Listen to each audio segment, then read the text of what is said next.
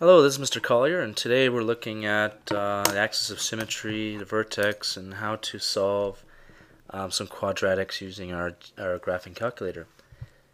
Okay, so here we have a little handy formula here for calculating the axis of symmetry. The axis of symmetry, as you recall, is always going to be a vertical line through the center of the parabola. So the equation is always x equals some number. And that number you can always calculate by doing negative b divided by 2a in an equation, in a quadratic equation that's in this form right here, ax squared plus bx plus c. So you take the negative b value divided by 2a and you get the axis of symmetry, which is also the x value of the vertex. So you can see that's the x value of the vertex. And here f of negative b out of 2a is just what you do is you just take the x value and you put it in your function and you get the y value for the vertex, which is what you normally do to find the y value. So we're going to look at using this method now to find the axis of symmetry and vertex in this example. So in this example you got a equals 3, b equals 18, and c equals negative 2. So it's very easy to find the axis of symmetry, sometimes called AOS. You just do x equals negative b out of 2a, x equals negative 18 out of 2 times 3, so we just work that out, negative 18 out of 6, which equals negative 3. Okay, that's the equation of the axis of symmetry. And to find the vertex, for the vertex we already have negative 3 for the x value, it's the same as this. And we're looking for the y value when x equals negative 3. So we have to find f of negative 3, which equals, and we just put in negative 3 for the x value here. So 3 times negative 3 squared plus 18 times negative 3 minus 2.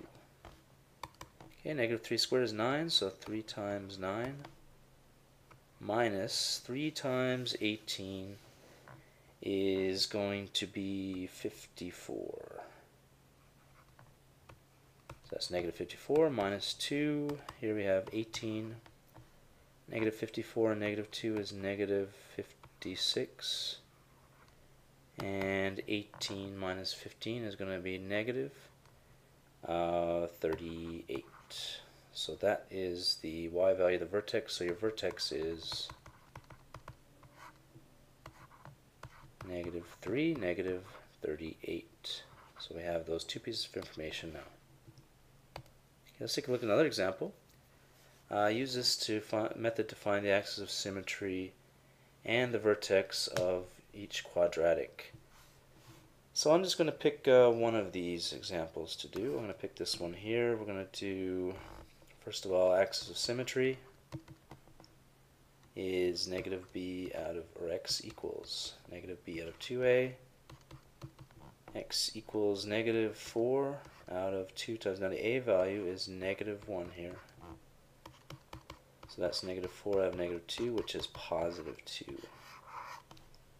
Okay, and we're going to find the vertex. We use this value for the x value, which is 2. And we're looking for the y value, so we have to do f of 2 to get the y value. F of 2 is negative 2 squared. Now this is where some people might go wrong. This is negative x squared.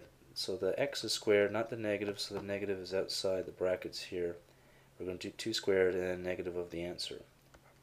Okay, plus 4 times 2 plus 12.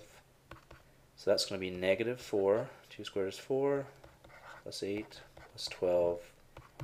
Negative 4 plus 8 is 4, plus 12, that equals 16.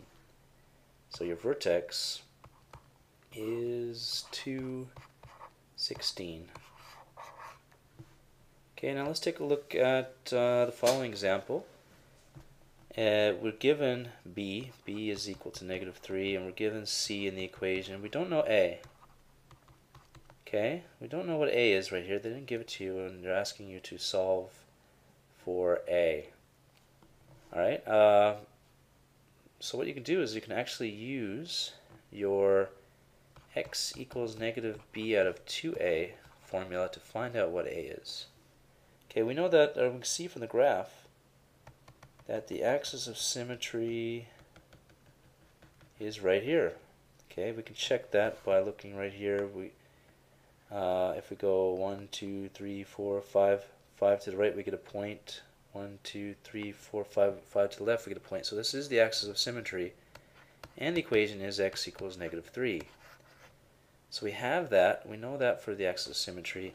And in this equation, x equals -b out of 2a, we know the x, because it's right here. We know the b value, it's right there. And we're looking for a, so we can just solve this equation and find a.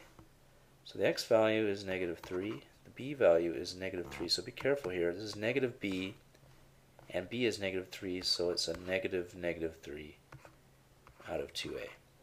So we're going to start solving this. So -3 equals 3 out of 2a. To solve this equation, we can multiply both sides by a. Looks like a 9. Let's multiply both sides by a.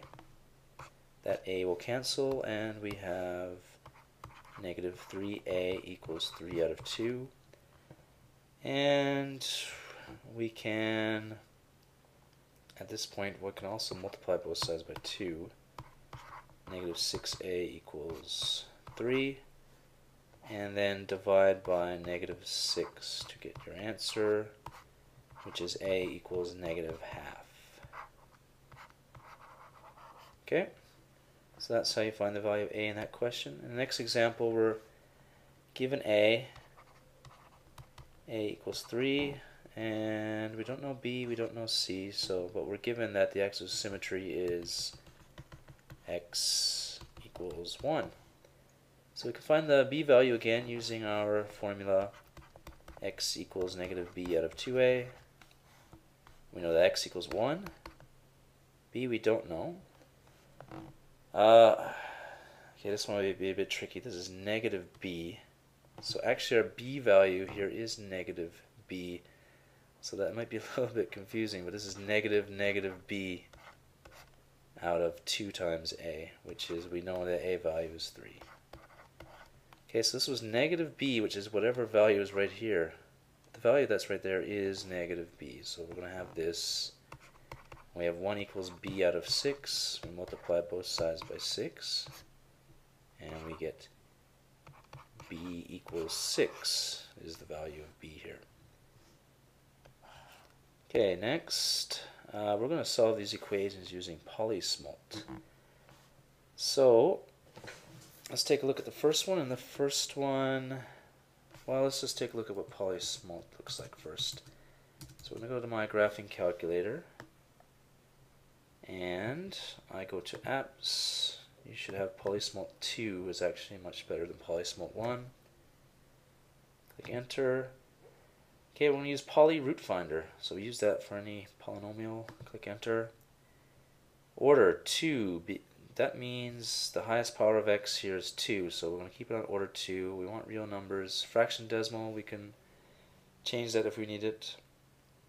Everything looks good here actually. We're ready to start solving. So click next. And here, rather than A, B, C, they have A2, A1, and A0, but they're in the same position. So here A2 is 1. A1 is -8. Okay, you have to use the negative symbol, not the minus symbol. And for the last one, A0 is +12.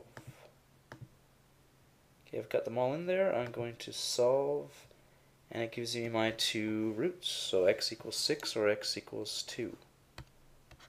So x equals 6, x equals 2. Yeah, I can do the same thing for the next one. I believe I can just go back to here, coefficients, clear, and I'm ready to go again. I can click or type in 2, 7, 3, and solve. And it gives me the answers in fractions. X equals -3 or x equals -half. If you want decimals, you can click on this button over here, F to D, fraction to decimal. So I got -3 and -half. So our solutions are -3 and x equals -half. Okay, and the last one, in order to use polysmalt 2, you got to have it in this format first. You have to have 0 on one side. So I'm going to take this and move it over here, which is like adding x squared to both sides. So I've got x squared plus 5x plus 4 equals 0. And that's what I'm going to type in here. I'm going to click on the middle button for coefficients, clear, and I'm going to type in 1, because there's a 1 there. 5 and 4. Click solve, and I get -4 and -1.